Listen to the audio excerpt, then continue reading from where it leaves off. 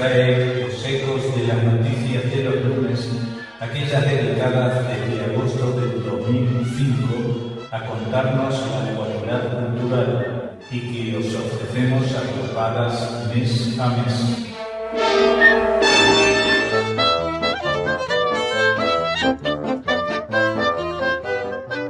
Bienvenidos a las noticias de lunes, que son noticias diferentes al grueso de la información habitual. Primero empezamos en Israel, ya que cumplimos 60. En Israel, médicos de una clínica psiquiátrica de Tel Aviv comenzaron a experimentar con la molécula MDMA, componente de la polémica droga en pacientes con traumatismos provocados por combates bélicos. Especialistas del Instituto Psiquiátrico de Be'er Yaakov en Tel Aviv comenzaron a utilizar un componente del éxtasis para tratar a pacientes con traumas de guerra. El polémico psicoterápico podría servir para el tratamiento de síntomas postraumáticos, informó el diario israelí Maariv.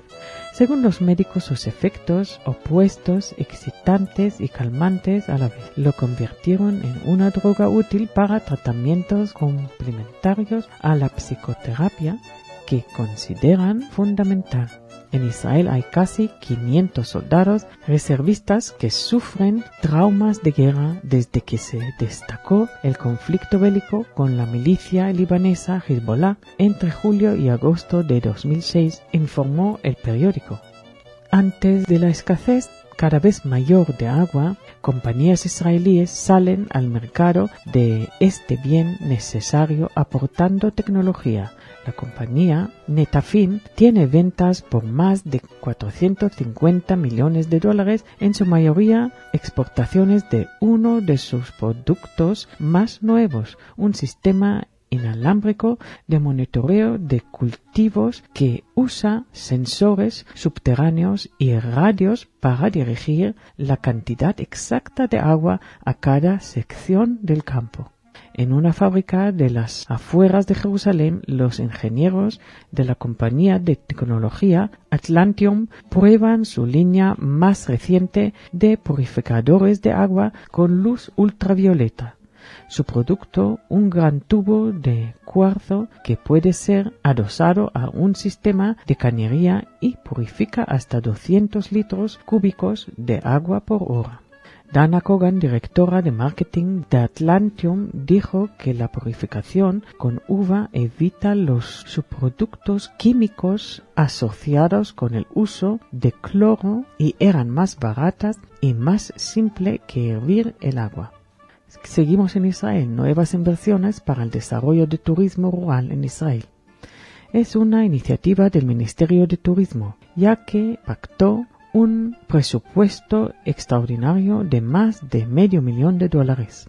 El plan de futuras obras abarca a 14 ciudades de Galilea. El Ministerio de Turismo de Israel destinó una partida de casi $600,000 a la construcción de 300 habitaciones en hoteles al norte del país para impulsar el crecimiento de la industria turística en las zonas periféricas. Estas inversiones lograrán reducir el desempleo en las estrechas lagunas sociales y financieras, explicó el director general de la cartera, Shaul Tzemach, quien además aseguró que el ministerio seguirá prestando asistencia a los inversionistas para alcanzar el potencial de la industria del turismo rural. La ayuda se concederá como parte de un plan del gobierno que se inició en el 2006 y terminará en 2009, con un amplio desarrollo de los pueblos minoritarios. Asimismo, el Ministerio de Turismo está trabajando en conjunto con el desarrollo del Negev, el sur, y la Galilea para promover otros nuevos proyectos turísticos con una inversión total de $800,000. Seguimos en Israel. Esta vez, el ministro de Agricultura israelí ha manifestado en unas declaraciones suyas que la crisis del agua en Israel hará cambiar el panorama de la agricultura del país en los siguientes años. La agricultura volverá al cultivo de las 7 especies bíblicas, ya que se trata de la agricultura más adecuada al clima del país, ya que requieren mucha menos agua que otras, caso del olivo, la vid y el ganado. El ministro recordó que en los últimos años se arrancaron muchos manzanos en el Golán y aseguró que se arrancarán más en el futuro. Hay que preparar un plan para cada 3 años a partir del 2009 con vistas a hacer frente a la escasez de agua y a ese fin se acortará el presupuesto del agua entre los 50 y los 100 metros cúbicos cada año. El ministro Shalom Simchon espera que con el plan de desalinización en el 2013 se podrá volver a tener las plantaciones que necesitan más agua. Este año la sequía obligó a arrancar mucho campo de frutas en el Galí. A lo mejor tendremos que volver a lo que se lee en el libro de Deuteronomio, capítulo 8, versículo 8, refiriendo a los cultivos de Israel, tierra de trigo y cebada y de viñas, en la que nacen higueras y granados y olivos, tierra de aceite y de miel.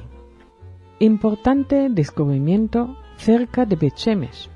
Arqueólogos encontraron una aldea del periodo del Segundo Templo en medio de un gran parque nacional que el Keren Kayemet acondicionó en los últimos tiempos. Arqueólogos de la Dirección de Antigüedades descubrieron los restos de lo que habría sido la aldea Bish. El sitio es citado en el Talmud Yerushalmi, en el Babelí y en los textos del historiador Josefo ben Matitiao, conocido como Flavio Josefo. Los expertos entienden que la aldea fue poblada por primera vez en el siglo X a.C. y existió hasta el periodo moderno. Junto al sitio hay amplios valles que permiten el desarrollo de agricultura. Al norte se encuentran los pozos de agua de Burgim, que estuvieron activos hasta hace pocos años. Los pobladores de aquel entonces cavaron y revisaron canales para permitir el paso del agua de los pozos y juntar la de la lluvia. Los arqueólogos hallaron en el lugar túneles con tumbas. A lo largo de los años, las tumbas fueron saqueadas por ladrones de antigüedades, tal como sucedió en otros lugares. En general, las tumbas contienen efectos personales que son muy codiciados por coleccionistas. El principal hallazgo en el lugar es un edificio público que sirvió como sinagoga, de 13 metros de largo por 7,5 metros de ancho. Tiene un espacio de entrada en forma de rectángulo. Dentro del recinto hay 4 muros sobre los cuales fueron colocadas columnas circulares con sus capiteles. Fuera del edificio hay un amplio patio con bancos tallados en la roca y debajo del piso un sistema de pasadillos secretos. Los especialistas señalan que si bien aún no finalizaron la tarea porque en el terreno existen otras ruinas importantes, lo que ya fue descubierto y estudiado deja saber con claridad cómo se veía una población judía de la época del Segundo Templo con las edificaciones, patios, sistemas hidráulicos y construcciones subterráneas. El lugar se encuentra al sur de la ciudad de Bet-Shemesh, en la región conocida como la llanura de Yehudá. Y para terminar, después de 60 años apareció el pasado jueves un recuerdo de la Guerra de Independencia. En las excavaciones llevadas a cabo junto al Muro de las Lamentaciones fue hallada la bomba Davidka de esa época. El artefacto fue llevado por los especialistas en municiones de la policía. Davidka es una metralleta de 3 pulgadas que sirvió a la Haganá y al ejército de Israel en la Guerra de Independencia. fue invento de David Lebovich y aunque no era eficaz, fue famosa por el enorme ruido que hizo, creando un mito entre el enemigo. Luego se construyó monumentos en plazas del país en recuerdo de aquel mito, como la plaza famosa de Davidka en Jerusalén. Y aquí acabamos. Que tengan buena semana y hasta el lunes que viene.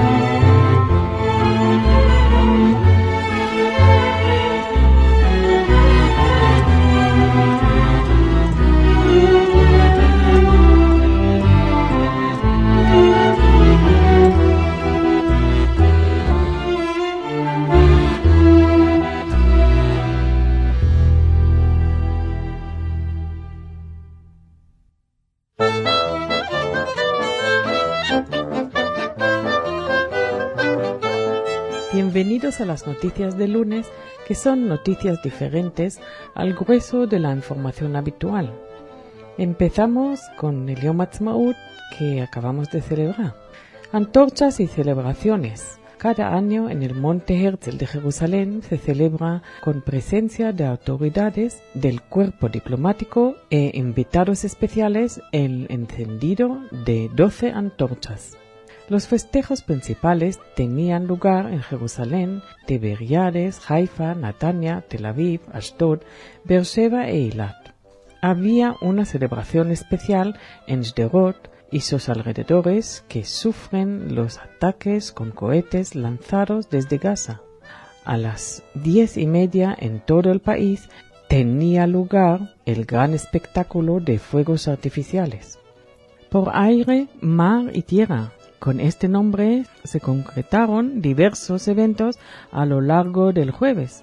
Junto a la costa se podía observarse el desfile de aviones militares. A la 1, en el mismo lugar, se veía saltos de paracaidistas en Dimona, Ofakim, Ashkelon, Jerusalén, Haifa, Nahariya, Maalot y Beit Shean.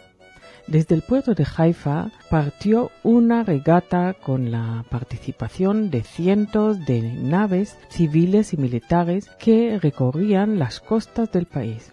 10 bandas militares de todo el mundo, encabezadas por de Tzahal, desfilaron por las calles del centro de Haifa hasta el estadio de Kiryat Eliezer, donde se ofrecía un concierto en conjunto.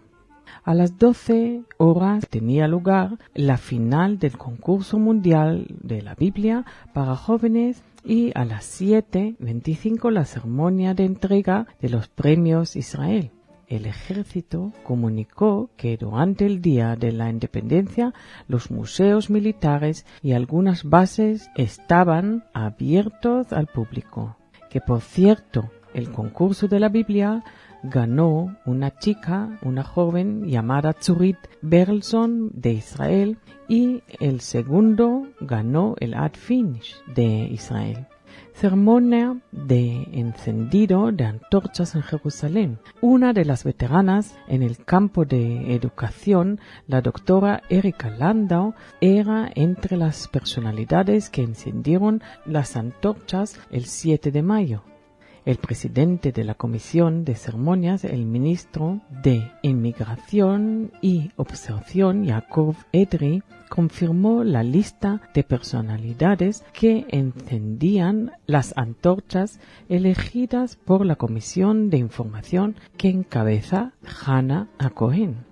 Las personas elegidas eran Galila Ron-Feder, escritora de literatura infantil, doctora Erika Landau, fundadora y directora del Instituto para el Adelanto de Niños Superdotados, Dr. Yitzhak Kadmon, presidente de la Comisión Nacional para el Bienestar de los Niños.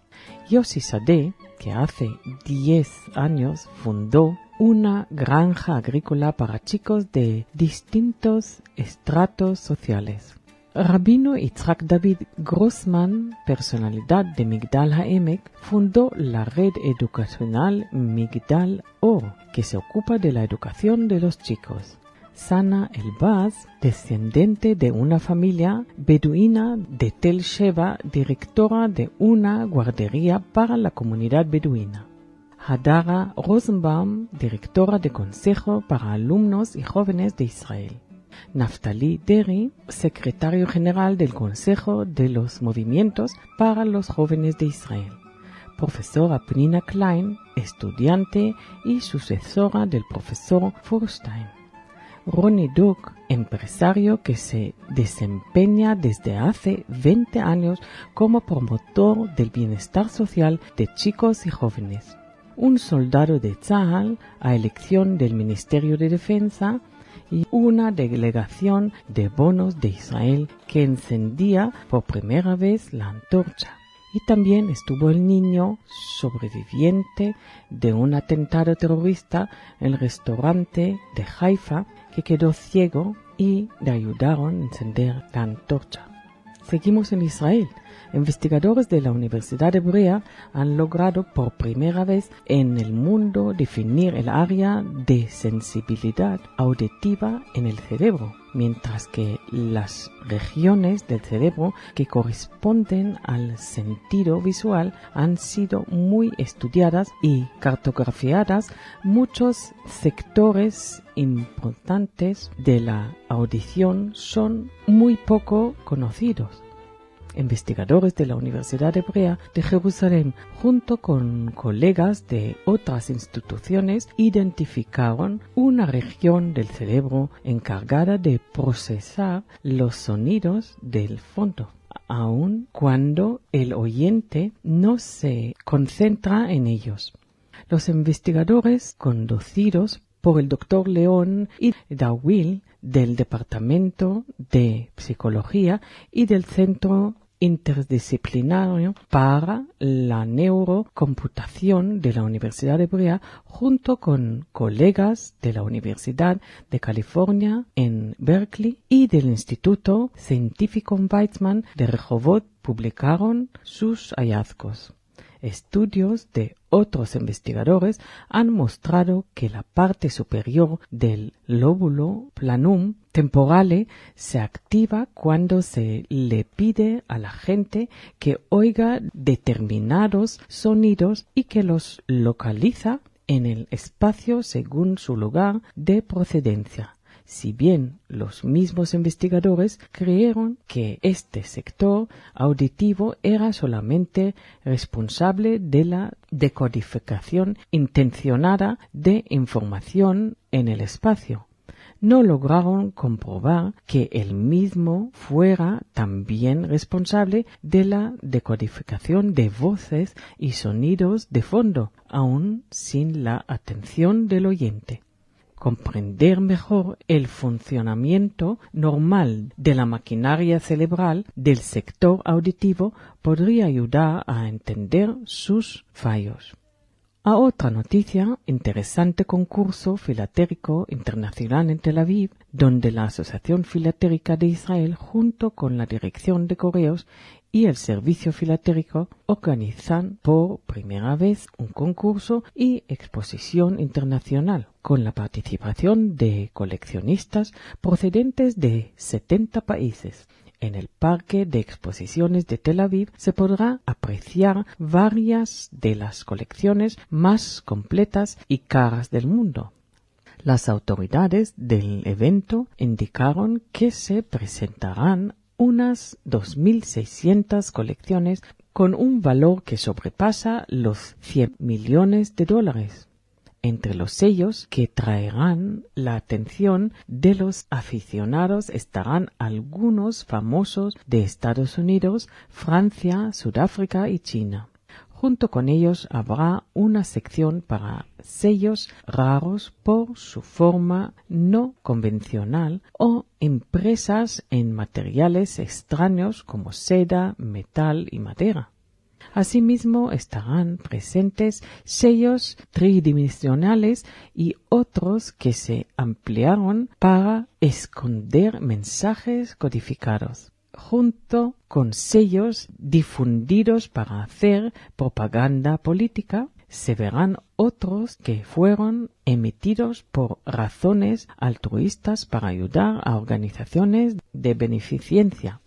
Coleccionistas locales y de otros países presentarán importantes series de estampillas emitidas por el Correo de Israel a lo largo de los años. Algunas de ellas están consideradas de muy alto valor porque existen solamente unos pocos ejemplares de las mismas. Todavía son noticias de Israel. Un israelí se encuentra entre las personalidades destacadas del 2008 por haber sido el creador de los populares videojuegos musicales Guitar Hero y Rock Band, que transmiten a las nuevas generaciones la cultura del rock clásico.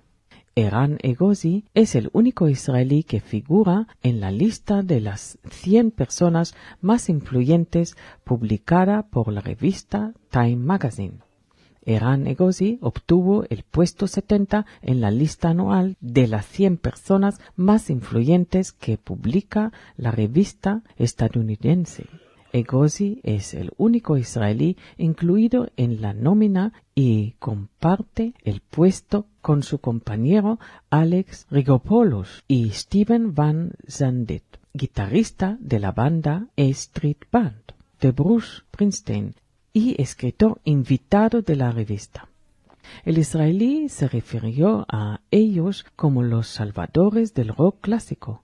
El juego derriba barreras y permite que amigos y familiares toquen rock punk, alternativo, rock pasado o lo que sea en el living de su casa, o que 4 extraños se conectan desde diferentes países, señaló Zandet. Y agregó, Rock Band podría llegar a ubicarse en lo más alto de la historia del rock and roll. Seguimos en Israel. En una exposición especial para dirigentes extranjeros será exhibido un fragmento de los rollos del Mar Muerto. Un raro fragmento de los rollos del Mar Muerto es parte de una exposición preparada por el Museo Israel para la visita del presidente de los Estados Unidos, George W. Bush, y otros dirigentes que asistirán a la celebración del 60 aniversario del Estado. Los manuscritos antiguos se remontan a más de 2000 años y contienen casi el texto completo de la Biblia, así como los principios de los textos cristianos. Hay alrededor de 1000 partes antiguos y el elegido es el que pertenece al Salmo 133.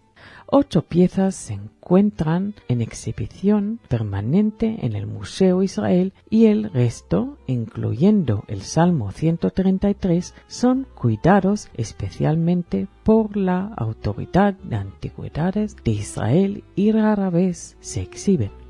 Muchos de los fragmentos fueron encontrados en una cueva junto al Mar Muerto. Otros fueron comprados a coleccionistas de objetos antiguos. Los estudios de los pergaminos se realizan desde hace décadas y algunos científicos se quejan de que los fragmentos de los rollos se han dado a muy pocos expertos para sus análisis. Seguimos en Israel, esta vez en la Universidad Hebrea de Jerusalén. Han sido nombrados correspondientes de la Academia Americana de Artes y Ciencias. Se trata de 2 profesores de esa universidad israelí, profesor Chaim Sompolsky, director del Centro Interdisciplinar para la Computación Neuronal, y el profesor David Kazdan del Instituto Einstein de Matemáticas. Los dos serán recibidos como miembros en la prestigiosa Academia Americana junto a otros distinguidos científicos y sabios en una ceremonia que se celebrará el día 11 de octubre en la Universidad de Cambridge. Entre los que van a recibir esta alta distinción se encuentran Michael Dell, fundador de la campaña de computadores Dell. El profesor Sompolsky, nacido en Copenhague, es miembro de Raj Institute of Psychics en la Facultad de Ciencias de la Universidad Hebrea y trabaja en investigaciones relacionadas con aspectos de informatización de los procesos cerebrales. El profesor Kazdan, que es también profesor emérito de la Universidad de Harvard, nació en Moscú e emigró a los Estados Unidos, en cuya Universidad de Harvard fue profesor en 1975. Para en 2005 emigrar a Israel, en cuyo Instituto Einstein de Matemáticas, vinculado a la Hebrew University, desarrolló sus investigaciones. Y para terminar, una novedad: los estudiantes de Israel y del mundo podrán por primera vez estudiar el Holocausto y obtener un título académico de BA en el Instituto Académico Galilea Occidental en conjunto con el Museo Beit Lochamei HaGetaut. El Instituto Académico Galilea Occidental iniciará el próximo año lectivo, que es en septiembre, un programa especial en conjunto con el Museo del Holocausto del Kibbutz Lochamei HaGetaut. El programa, que será dirigido por el Dr. Boaz Cohen, ya ha obtenido la confirmación del Consejo de Educación Superior y será cursado como una segunda unidad del estudio junto con otro título adicional. Los estudios del Holocausto se centrarán en el mundo y los actos de los asesinos, la resistencia de las víctimas y en las influencias del Holocausto en Israel y en todo el mundo occidental. Los cursos abarcarán una variedad de temas, entre ellos medicina y Holocausto, mujeres en el Holocausto, los niños en el Holocausto, la mujer en el Holocausto, el entorno no judío en aquella época, etc. El trabajo práctico será realizado en el archivo y la biblioteca de Beit Lochamei HaGetaut. Según Simcha Stein, director del Museo Beit Lochamei HaGetaut, que se desempeñará también como titular de cátedra en la carrera. Los ingresados podrán incorporarse en el trabajo como guías de los diversos museos del Holocausto y como guías en las delegaciones a Polonia. Gracias por escuchar, que tengan buena semana y hasta el próximo lunes.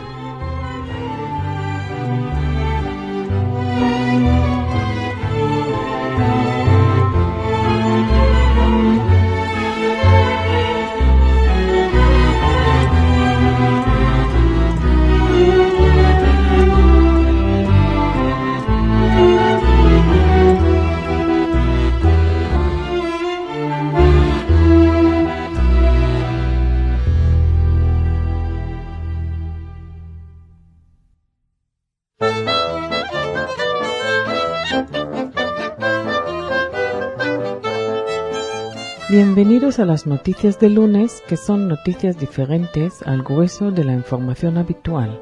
Empezamos con Israel. Por primera vez, las novias de los soldados del ejército israelí muertos en combate han rendido homenaje a sus memorias.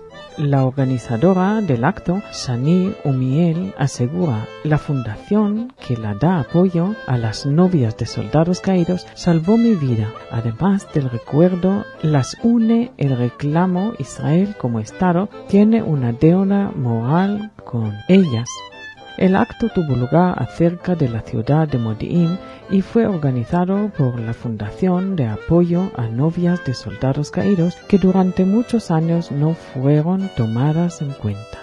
Hace 10 años, Phyllis y Tamar Jaimovich, madre e hija, crearon la fundación que se dedica a brindar apoyo espiritual y psicológico a las novias de soldados caídos. La iniciaron después que la hermana de Tamar, Michal, perdiera a su novio que era soldado de Tzahal, Avi Buk, en la guerra del Líbano. Ella les pidió que la salvaran y les dijo que ya no podía salvarse a sí misma. No sabían qué hacer. Decidían crear esta fundación para ayudar a las novias que se queden con un dolor inmenso y no tenían ningún reconocimiento. Cuenta Tamar, el comienzo no fue fácil. El gobierno y el ejército no reconocían a la fundación y eran pocas las personas que tenían consecuencia de que las novias y novios de caídos en el ejército israelí necesitan ayuda. Con el correr de los años, en Tzahal y en el Ministerio de Defensa se convencieron de la importancia del tema y de la ayuda psicológica y la creación de grupos de ayuda para parejas de soldados caídos. De todos modos, la mayor parte de las actividades todavía se hacen de manera voluntaria. Hasta hoy fueron atendidos por esta fundación 270 novias y novios de soldados caídos. Entre ellos hay 40 novias de soldados que murieron durante la Segunda Guerra del Líbano. Este año, Shani Umiel, miembro de la fundación, cuyo novio murió hace 6 años durante un operativo en Jenin, decidió organizar un acto alternativo de recuerdo y homenaje a la memoria de los soldados caídos.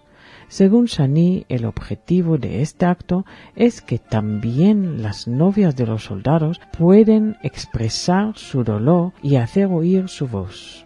De aquí un evento muy importante que ocurre en Israel cada Yom Ha'atzmaut, el famoso Hidon HaTanaj. La ganadora del primer puesto en el famoso Hidon HaTanaj, concurso de la Biblia, ha sido este año Tzurit Bernson, de 15 años de Nahariya, alumna del 10º año de la Ulpaná de Kiryat Shmuel.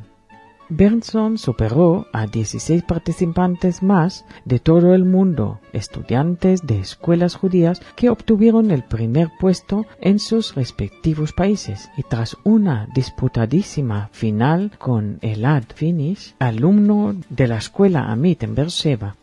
En años pasados, otros 2 miembros de la familia Bernson ya habían ganado el concurso mundial de la Biblia.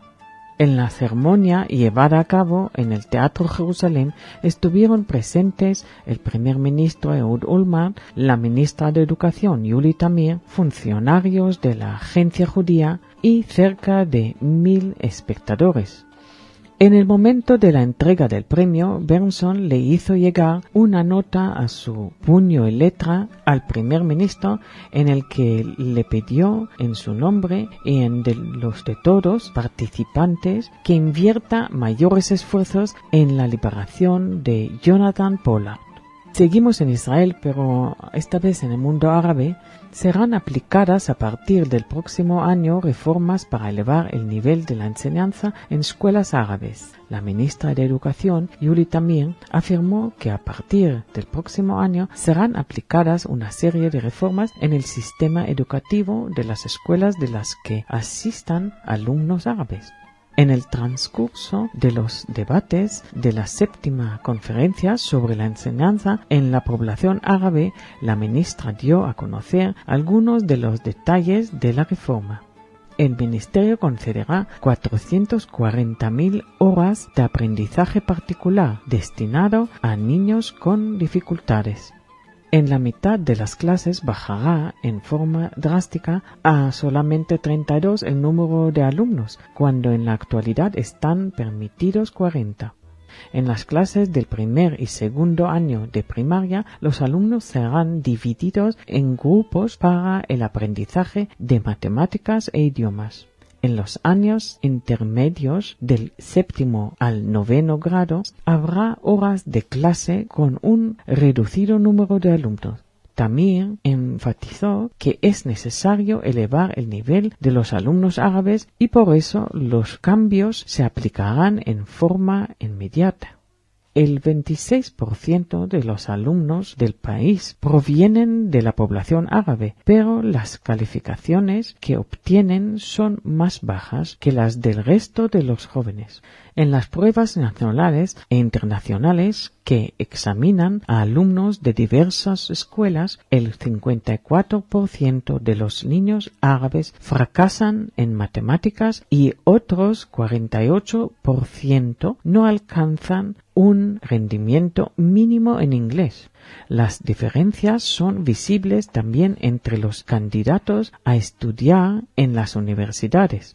El 89% de los alumnos judíos tienen las calificaciones como para presentar su postulación, mientras que entre los árabes el porcentaje llega solamente al 79%.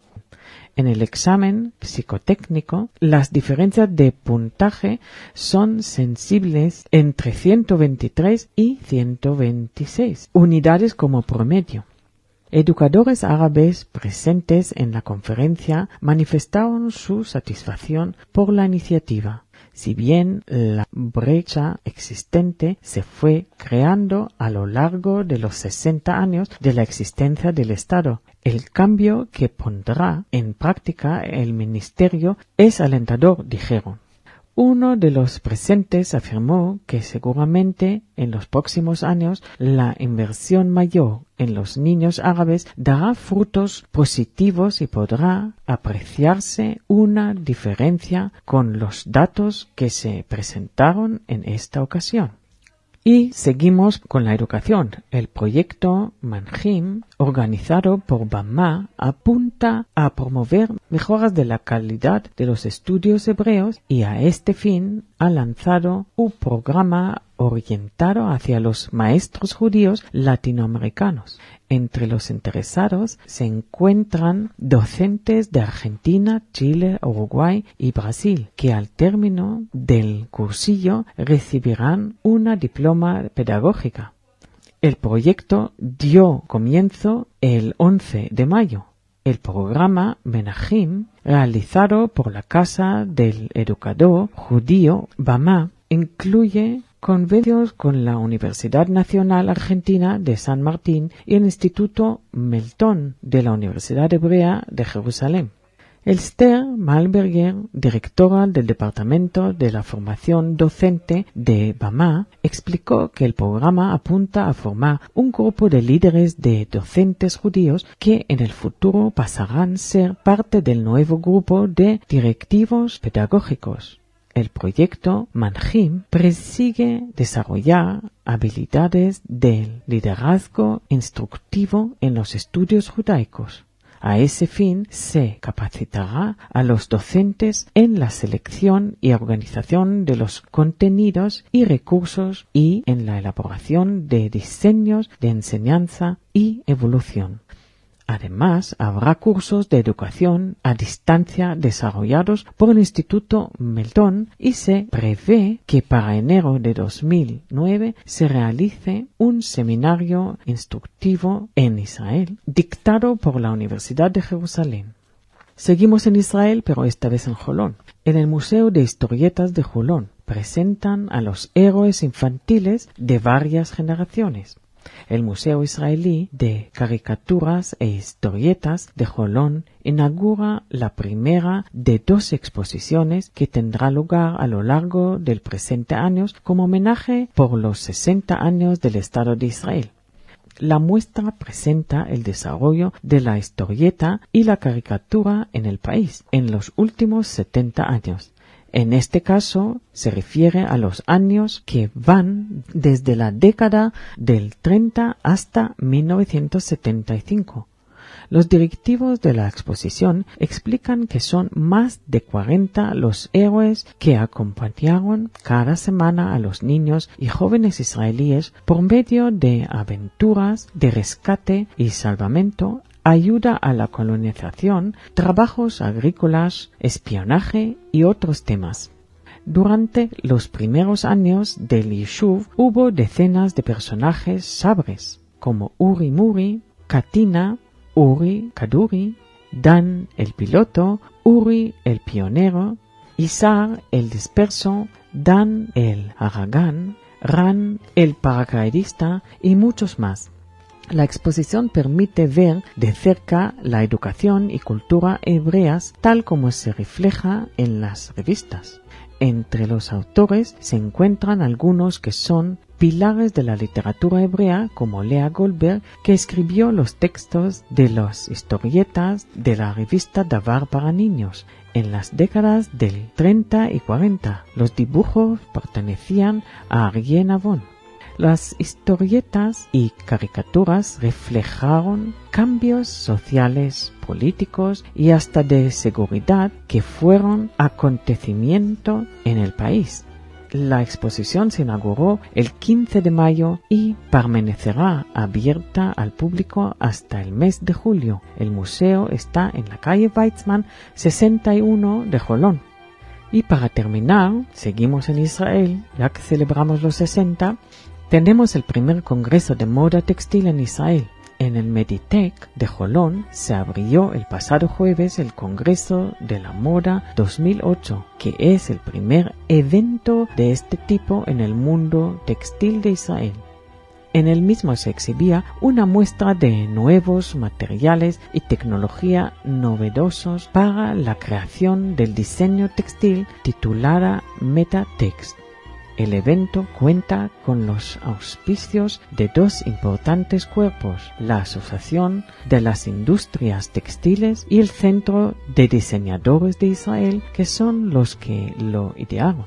Están al frente del Consejo de Organización dos importantes activistas de la moda israelí, Yossi Shiran, que preside la Unión de Industrias Textiles, y Lea Peretz, directora del Departamento del Diseño de Shenkar.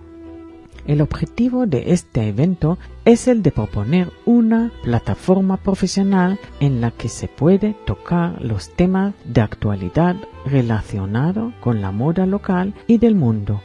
Y durante una intensa jornada se llevaron a cabo conferencias y dos circuitos temáticos principales de moda, cada uno destinado a otro típico: el mercado y su dirección en el mundo de la moda, y el diseño usando las tecnologías más avanzadas.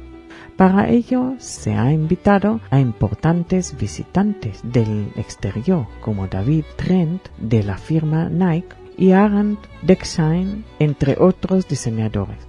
Se tocaban temas como la moda en los medios de comunicación, publicidad, sí o no, y la relación de la moda y los menoristas, en la que se hablaba de la influencia de los grandes shopping en la moda frente a la moda de la calle. Otro tema interesante giró alrededor del diseño de los locales y los escaparates, teniendo en cuenta las exigencias o preferencias del consumidor local. Otro tema importante es el que unificará el diseño que surge en los estudios y sale a los mercados, en una postura en la que tienen mucho que decir los dirigentes de academias y escuelas del diseño. En el Congreso tomaron parte activa importantes y destacados representantes de la alta costura local como Sigal Dekel, Sasson Kedem y Sibyl Goldfein, dueña de Come Second Found, junto a otros 500 miembros pertenecientes a la plataforma de la moda israelí. Gracias por escuchar, que tengan buena semana y hasta el próximo lunes.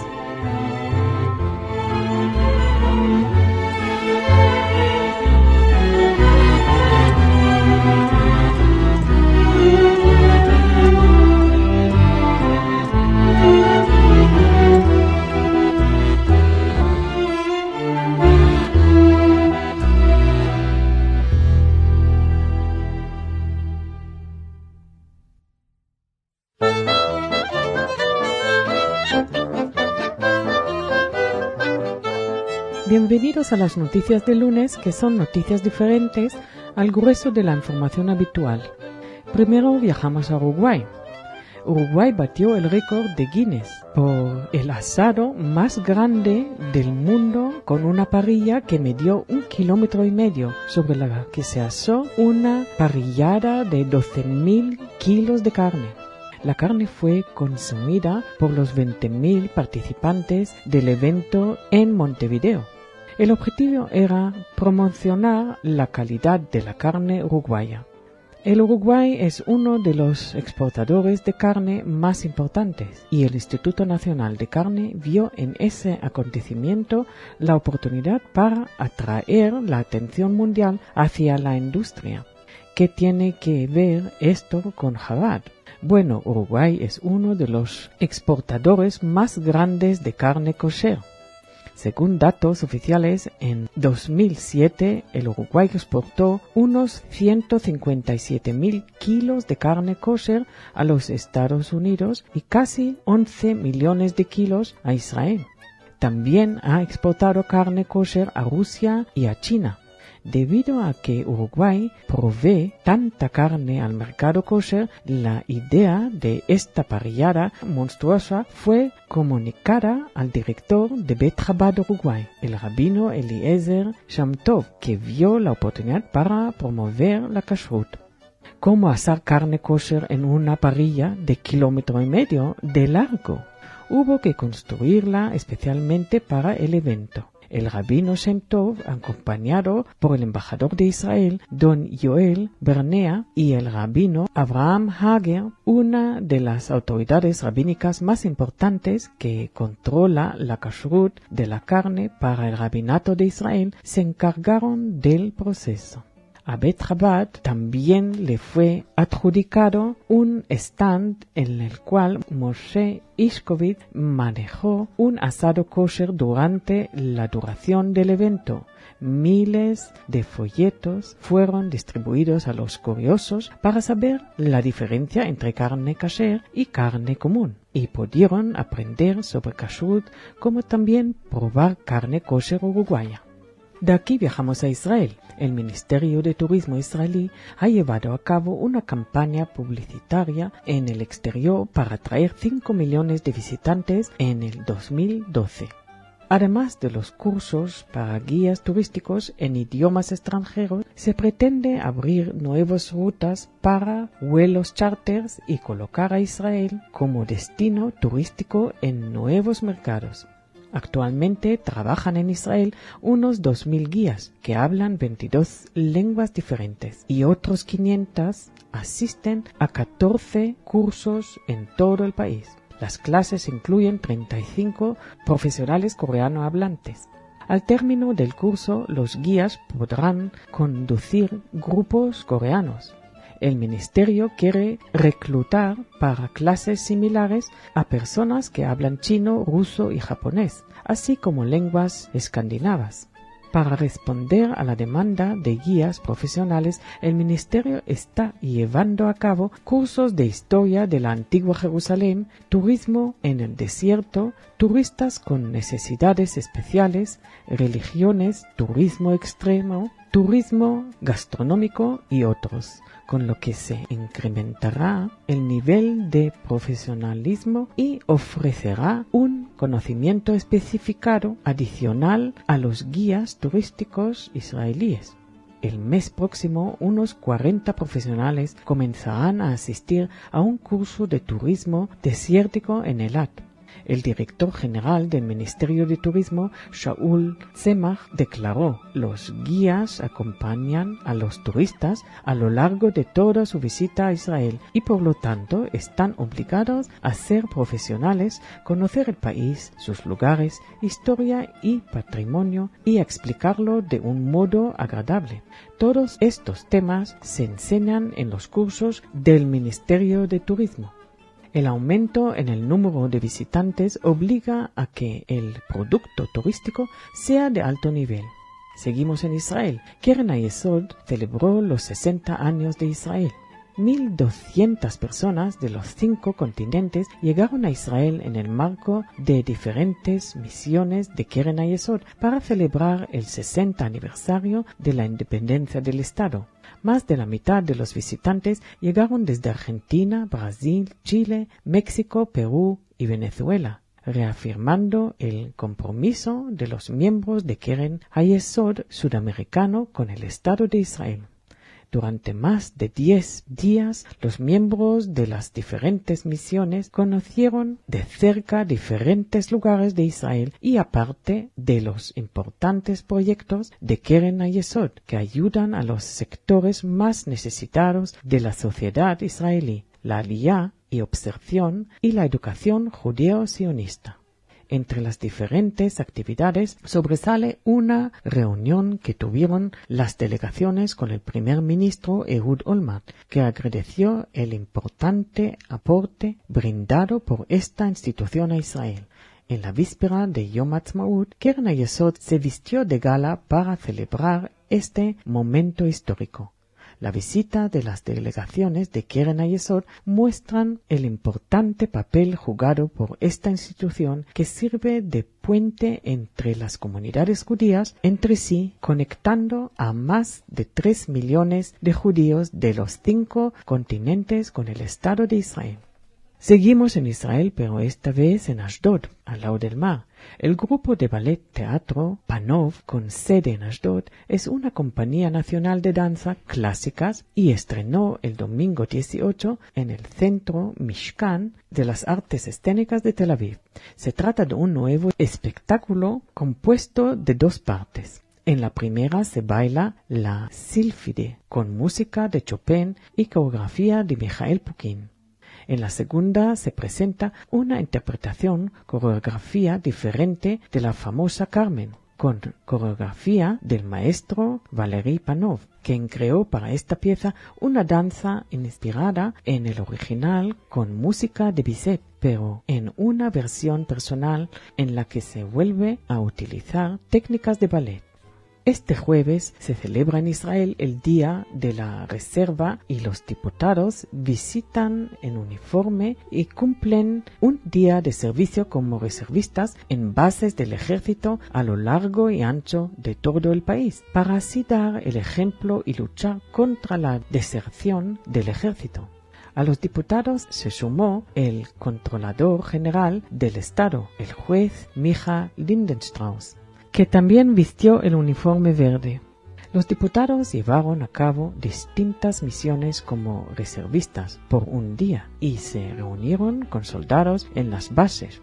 El Día de las Reservas ya no pertenece solo a los reservistas, sino a todo el pueblo de Israel. Eso dijo el diputado Israel Hasson y añadió: nosotros como diputados debemos transmitir de esta manera el mensaje de que quien se enrola en el ejército no es el tonto de la película. Esa época terminó después que se legislaron nuevas leyes en favor del enrolamiento y contra la deserción. Ahora debemos agregarle a las leyes nuestro propio contacto con los soldados en las bases. Hasson agregó que la lucha contra la deserción comienza a dar frutos y se mostró seguro de que todo joven que está a punto de enrolarse pensará 2 veces antes de huir del compromiso básico de todo ciudadano israelí. Por su parte, la diputada Limor Livnat, que también se vestía de verde este jueves, aseguró que sería un momento de nostalgia y orgullo para ella cuando volvió a vestir el uniforme de Tzahal. Israelíes y palestinos pasan por un duro momento en su relación, pero eso no quiere decir que cuando es necesario se sientan a cooperar. En lo relacionado con el uso del agua o la desertificación hay cooperación. La industria de la exportación del aceite de oliva es otro punto de encuentro entre israelíes y palestinos que ha sido incentivado en los últimos años al crecer la demanda de aceite de oliva, que aunque ha sido industria predominantemente árabe en la región, Israel se asocia a ciertos sectores árabes con avances tecnológicos y asesorando acerca de los principales mercados de aceite de oliva. Como parte de la iniciativa, el profesor Weizmann del Departamento de Biotecnología de la Universidad Ben Gurión organizó una conferencia en la universidad e invitó a agricultores, productores, comerciantes, funcionarios de salud y científicos árabes e israelíes. Algunos residentes de Ramallah producen un excelente aceite, pero por la situación política, el solo hecho de mover el aceite del lugar está lleno de dificultades. La Universidad Ben Gurión y muchas organizaciones no gubernamentales se han unido para apoyar el aceite palestino y pueden mejorar su proceso de industrialización. Y para terminar, terminamos en bodas. La pareja de migrantes más viejos de Israel contrajo matrimonios. Yaakov Manlon, de 97 años, y su novia Ora, de 88, contrajeron matrimonio en la localidad de Kiryat Arba, Israel. Yaakov es el más anciano de todos los indios que emigraron a Israel y uno de los más viejos de toda la historia. Pertenece a los llamados Bnei Menashe, hijos de Menashe, una de las 12 tribus de Israel, según informó el sitio Arutz Sheva. La pareja llegó a Israel el año pasado gracias a la ayuda de la organización Shavei Israel, después de esperar casi 15 años la autorización para emigrar. La pareja tiene 9 hijos, de los cuales 3 viven en Israel y 70 nietos, bisnietos y tataranietos, repartidos entre Israel y la India. Michael Proivner, director de la organización que permitió la llegada de los indios, destacó que se trata de un hecho especialmente alegre y emocionante y que demuestra que nunca es tarde para cumplir los sueños.